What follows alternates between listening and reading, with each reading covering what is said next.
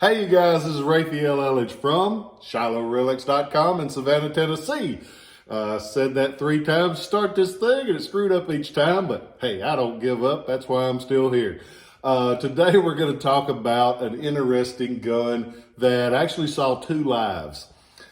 On March 8th, 1860, the year of our Lord, there was a fellow named Spencer, and he got a patent for a repeating carbine. It revolutionized everything. It really made a huge difference during the Civil War. The standard gun that he made is known as the Model 1860. They made that gun in a carbine length like this, and then they made one in a rifle length. Longer barrel, basically the only difference with the longer forestock. The Civil War one, the Model 1860, which is what all of the Civil War collectors like, has a few distinctive characteristics. They have a 22-inch barrel, and the barrel length changes later on. They go from a 22-inch length to a 20-inch length on the next model, which was the Model 1865. So it's easy to tell the two when you look at them because the 60 has the 2-inch longer barrel. At the end of the war, though, they realized they can trim it down, get basically same effectiveness. So what do? They trim it down because less metal, less expense. They also changed the bore size. The Civil War one, the standard Civil War one, fires what's known as a 56-56. And it's a little misleading because the bullet is actually 52 caliber. But the cartridge, at the top of the cartridge is 56 1/100ths of an inch, and the bottom of the cartridge is 56 1/100 of an inch, which means it's straight all the way down. After the war, they changed the bore to a 50 caliber. So if all of the new ones were going to have the 50 caliber bores, what do they do with the old ones?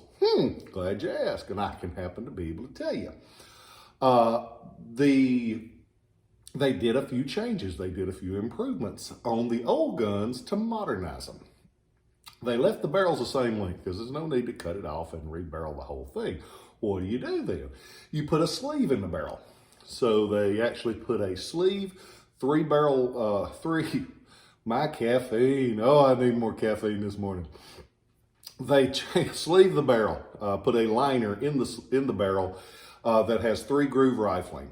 They did this at the Springfield Armory, the famous Springfield Armory that made the rifle muskets and the flintlocks early on. They took these in and reworked them so they could keep using them during the Indian War. So it's kind of neat. You've got a gun that saw Civil War service and one that was used later on. So it's got a couple of lives, but they make the bore size smaller. They leave the barrel length the same, 22 inches on an original Civil War 1860, 22 on the 1865. They did a couple of other changes. They taper the hammer because they found out that the spur or the edge on the end of the hammer could easily get hit, knocked back, and accidentally fire it. So they taper the hammer like this to keep that from happening. Another problem that they had was because the way the lever was on the Spencer, it opened easily. So what they do to stop that? Another good question. Man, y'all are on it today. Y'all a lot better than I am. Y'all must have had your caffeine. On the trigger, right in front of the trigger, they have this. It's called a stabler cutoff. You a lot of times call it a stabilizer cutoff, but it's a stabler cutoff because of the cat that developed it.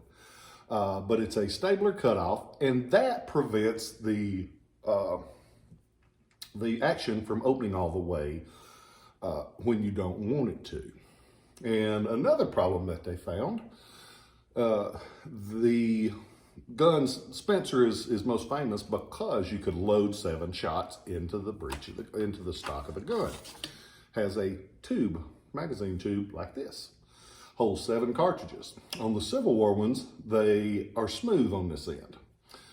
In the 65s, they add ribs to make it easier to open. This one still has the original 1860 tube in it. So when they took these guns, they took them into Springfield Armory, and they did these conversions between 1867 and 1874. So one thing about it is, you know that it was in government hands, and so you know it was a Civil War gun because it was either in the stores all the time or it was turned back in, but it was in the stores that the U.S. Army had during the Civil War. So it goes into Springfield. They do these alterations. A lot of times they refinish the guns because they were bringing them back up to speed. Sometimes they will restock them, meaning that the wood had damage to them, so they replace the wood. So you do see that from time to time, but it's correct on these. It's not something that was done in 1987. It's something that was done 67 to 74 in the 1800s. A lot of times they mention in Flaterman's Guide, you hear me mention Mr. Flaterman all the time, but they mention in there sometimes the markings are alike. And the markings on a Spencer, they didn't do like a lot of them. They just had a very simple marking. It's up on the top of the frame here. Reads this, it says patent, like we were talking about the March 8th, 1860. It has Spencer Repeating Arms Company, and it also has the Boston, Massachusetts production location. This one you can still see part of that. Barrel still full length, 22 inches. It's a very pretty gun. I sold it to a fellow a while back, and he found a Confederate sword he liked, so I got to get it back in trade the other day. I was like, that's a pretty gun. I'm going to get to tell some people some things that they might not know. That's one of the things that I have loved about this, is that I get to share these kind of things with you. Going to Shiloh Relics, I got pictures of this one from backwards to forwards, forwards to back. At the current time of this video, it is for sale. I've got a lot of carbines on there right now because I bought a little collection of them. Great guns, love them, buy all of them I can. I just got back, and one of the reasons my voice sounds so bad, we got back from seeing this man this weekend. See, I can't even talk on that. We went to see Paul McCartney up in Knoxville because I've always been a Beatles fan for probably 10 or 15 years, and wanted to see him on this tour. And as I was watching it, it reminded me that there's a lot of things that we probably said, well, I'm going to do that someday. I'm going to do that someday. I'm the world's worst. I've driven by every exit in the country that has something cool to stop and see at it, and I have went to maybe 1 out of 20. I've been all over this country, and I ain't seen a lot of things that I was like, I'm going to do that some other time. I'm going to do that some other time. Don't wait.